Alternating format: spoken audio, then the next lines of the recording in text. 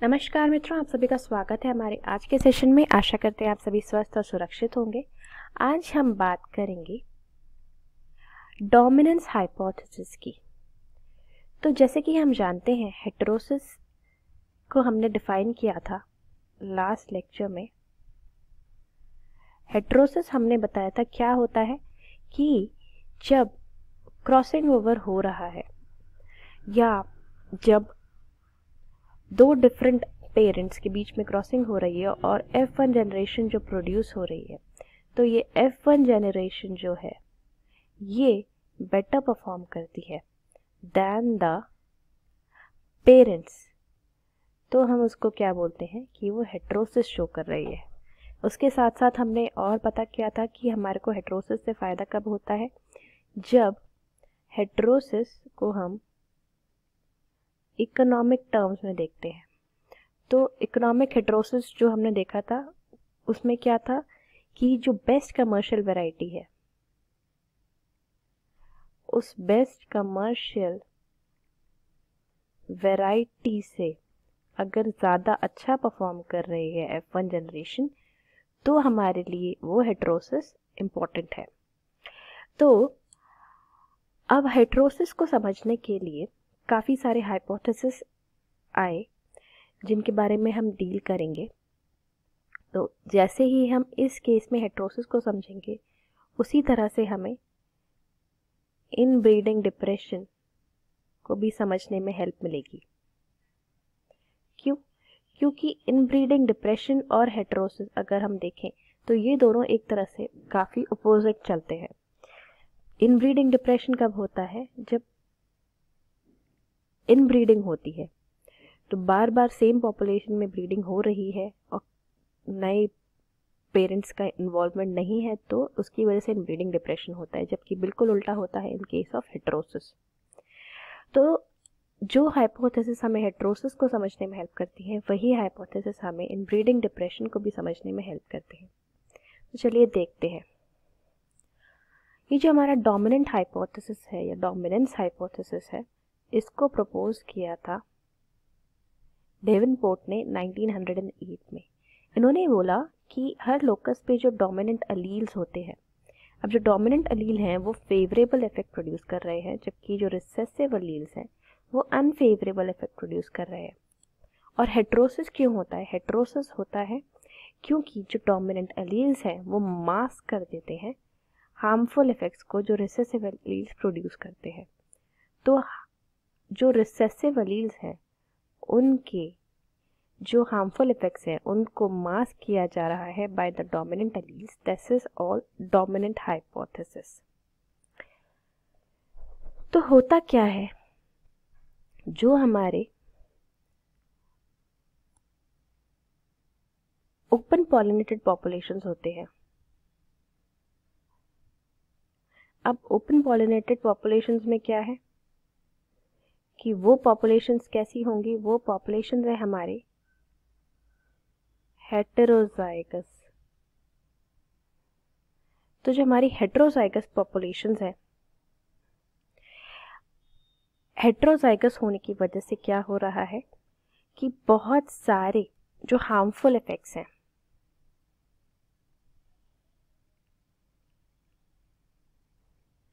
वो harmful effects जो हैं दिखाई नहीं देते।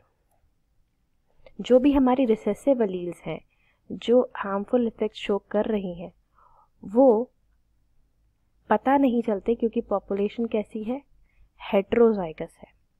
तो जो रिसेसिव एलील की वजह से जो हमारे हार्मफुल इफेक्ट्स प्रोड्यूस हो रहे हैं वो शो नहीं होते। तो इस केस में क्या होता है,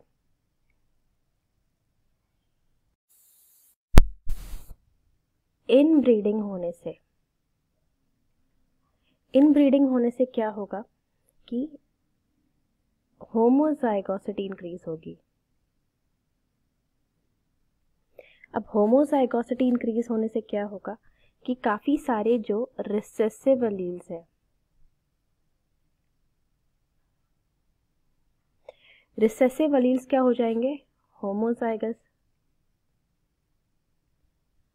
अब जब वो सपोज रिसेसिव एलील्स होमोजाइगस हो रहे हैं, और उससे क्या होगा, जो होमोजाइगस कंडीशन में किसी लीथल एलील को रिप्रेजेंट कर रहे हैं, होमोजाइगस लीथल एलील्स हैं जो, तो अब वो लीथल है तो क्या हो जाएगा, वो तो एलिमिनेट हो जाएंगे। और जो लीथल नहीं है, थोड़ा हार्मफुल इफेक्ट प्रोड्यूस कर रहे हैं या स्मॉल हार्मफुल इफेक्ट, तो ये वाले जो कैटेगरी होती है जो हार्मफुल इफेक्ट प्रोड्यूस कर रहे हैं पर लीथल नहीं है, अब लीथल जो था वो तो एलिमिनेट हो ही जाएगा, सर्वाइव ही नहीं कर पाएगा, पर जो हार्मफुल इफेक्ट प्रोड्यूस कर रहा है वो क्या करेंगे, ये करेंगे सर्वाइव। अब क्योंकि ये सर्वाइव कर रहे हैं तो इनके सर्वाइवल की वजह से क्या होगा कि जो हमारी इनब्रेड लाइन है उसकी फर्टिलिटी और उसका जो विगर है, ये दोनों चीजें होंगी डिक्रीज।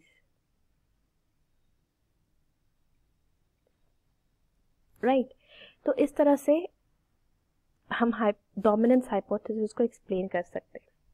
तो इस थ्योरी के अकॉर्डिंग हम कह सकते हैं कि जितने भी डोमिनेंट एलील्स प्रेजेंट हैं उनको आइसोलेट किया जा सकता है। तो डोमिनेंट हाइपोथेसिस बोलती है कि it is possible to isolate all dominant alleles.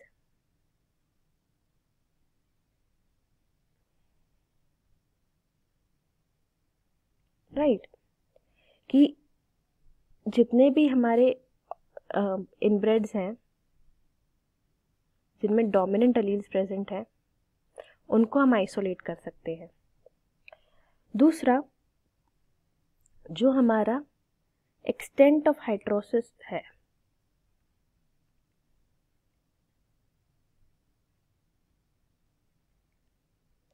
कितना हाइड्रोसिस हो रहा है, वो हाइड्रोसिस किस पे डिपेंड करेगा, जो पेरेंट्स का जीनोटाइप है उसके ऊपर।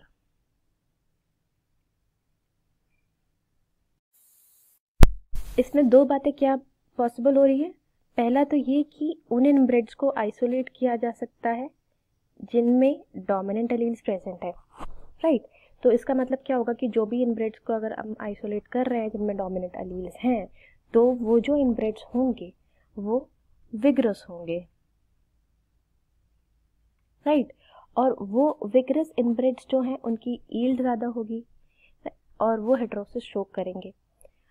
जबकि अगर जो एक्सटेंट ऑफ हेटेरोसिस है वो किस पे डिपेंड करेगा, जैसा जीनोटाइप होगा, लाइक ऐसा हो सकता है कि जो पेरेंट्स जिनमें सपोज जो पेरेंट्स हैं, पेरेंट 1 है और पेरेंट 2 है, अगर इन दोनों पेरेंट्स में जो सिमिलर अगर जीन्स हैं, similar recessive and dominant genes अगर प्रेजेंट है इनमें,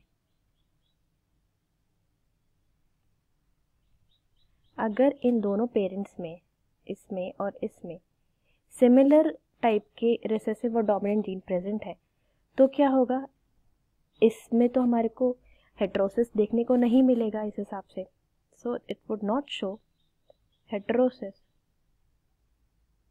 राइट, तो पेरेंट्स के ऊपर डिपेंड करेगा कि कितना हेटेरोसिस हो रहा है। हालांकि इसके ऊपर भी कुछ ऑब्जेक्शंस हैं। ये हमने देखा कि ऐसा होना चाहिए, अगर डोमिनेंस हाइपोथेसिस चल रही है तो सारे इनब्रेड्स को आइसोलेट करना इजी होना चाहिए, और वो जो भी इनब्रेड्स आइसोलेट हो रहे हैं वो विगरस होंगे, उनकी फर्टिलिटी अच्छी होगी, और जो हमारे हेटेरोसिस जो है वो पेरेंट्स के जीनोटाइप के ऊपर डिपेंड करेगा। तो अगर जिन पेरेंट्स का जीनोटाइप में सेम टाइप के रिसेसिव और डोमिनेंट एलील्स होंगे तो वो हेटेरोसिस शो नहीं कर पाएंगे। तो पर अगर इसके जो ऑब्जेक्शंस हम देखें जो एक्चुअली में होता है, उसमें क्या हुआ है, जो हमारे एक्सपेरिमेंट्स में देखा गया है कि जो इनब्रेड्स होते हैं उनको आइसोलेट करना इतना इजी नहीं है. First is that inbreds that are as vigorous as the hybrids have not been isolated.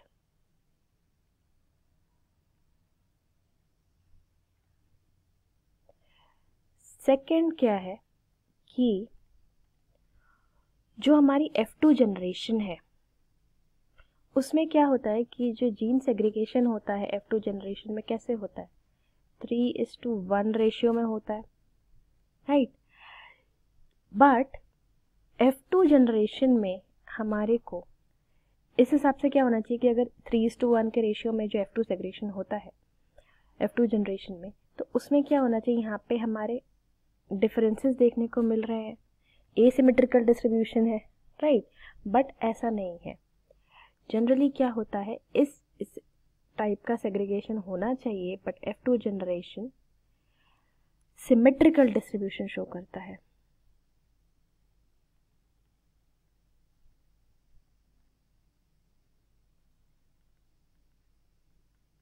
So F2 generation symmetrical distribution अगर शो कर रहा है तो हम बोल सकते हैं कि डोमिनेंस हाइपोथेसिस यहाँ पे काम नहीं कर रही है. अब जो हमारे इनब्रेड लाइंस हैं,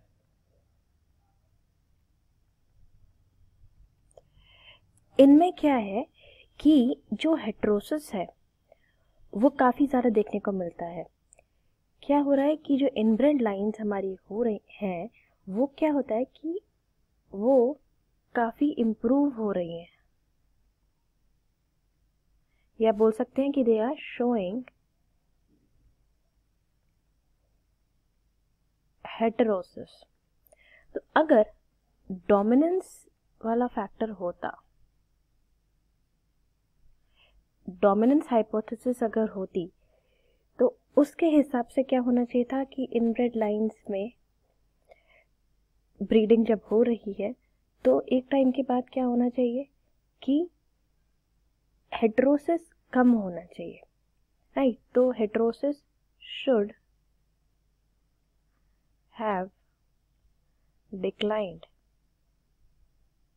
इनब्रेड लाइंस को अच्छा परफॉर्म नहीं करना चाहिए था, जबकि ऑन द कंट्रास्ट क्या हो रहा है कि वो अच्छा परफॉर्म कर रहे हैं. चौथा जो हमारा ऑब्जेक्शन है वो ये है कि जो टेट्राप्लॉइड्स होते हैं, like tetraploid hybrid, like suppose alleles उसमें हो जाएंगी A1, A2, A2 और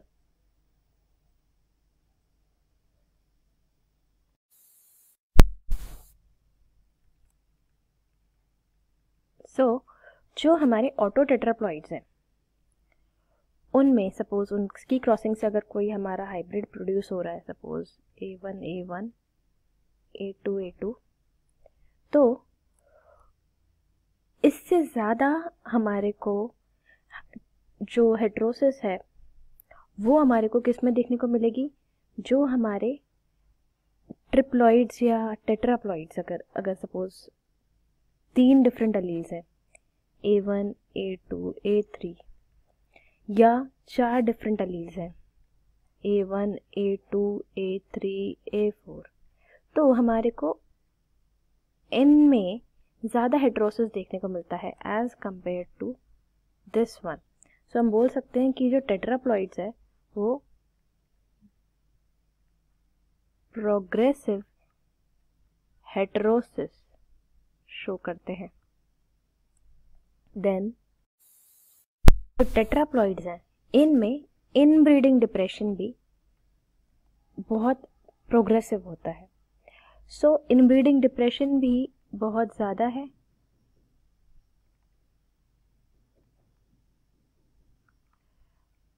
टेट्राप्लॉइड्स में.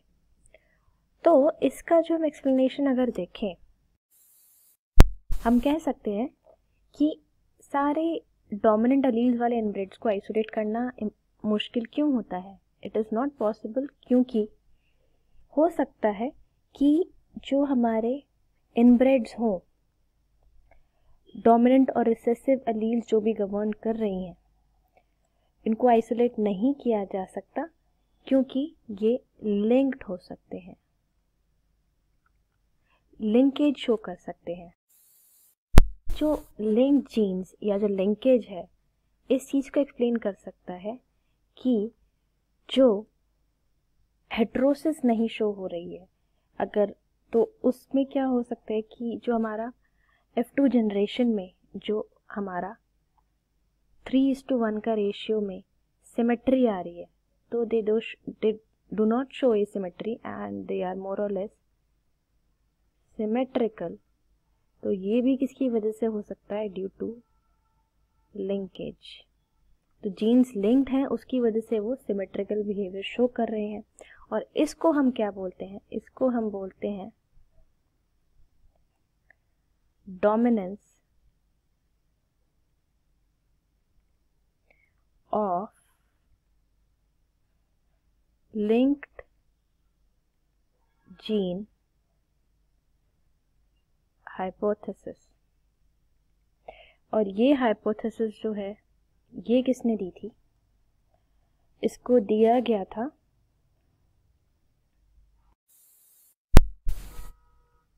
बाय जोन्स इन 1917। दूसरी एक और हाइपोथेसिस जो आती है वो ये है कि जो भी जीन्स हैं जो किसी क्वांटिटेटिव कैरेक्टर को रिप्रेजेंट कर रही हैं, अगर किसी एक कैरेक्टर को बहुत ज़्यादा जीन्स रिप्रेजेंट कर रही हैं, तो हो सकता है कि वहाँ पे भी बिना लिंकेज के भी वहाँ पे सिमेट्रिकल कर्व्स आए। तो वहाँ पे ज़रूरी नहीं है कि लिंकेज हो, वहाँ पे वैसे भी बिना लिंकेज के भी सिमेट्रिकल डिस्ट्रीब्यूशन हम देख सकते हैं। तो ये जो है, इसको हम एक्सप्लेन कर सकते हैं बाय दिस। जो हमारा टेट्राप्लॉइड का केस है,